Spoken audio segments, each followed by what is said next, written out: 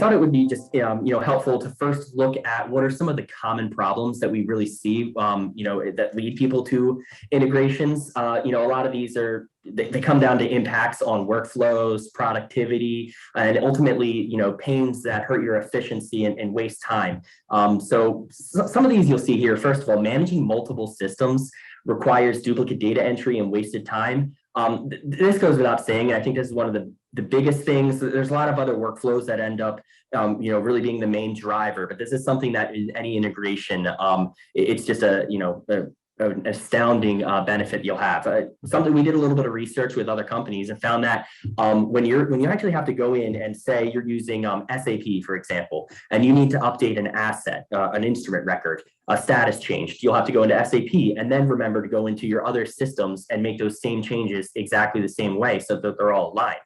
I think that the number that we saw was there's a 3 times, you're 3 times more likely to have errors occur when you have to remember to type exactly the same thing into multiple systems. And these integrations not only save time, they really reduce those, the errors that you'd be experiencing with mismatched data.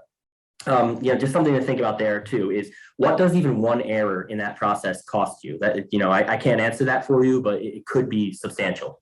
Afterwards, talking about when 2 systems are not connected, they're not sharing information. And this doesn't just go into, it's reading one way in one system and incorrectly in another way. This is all when you're actually looking at utilizing data in a larger system or a system to make decisions, when you're trying to have the most, impactful and measured decision-making processes in place.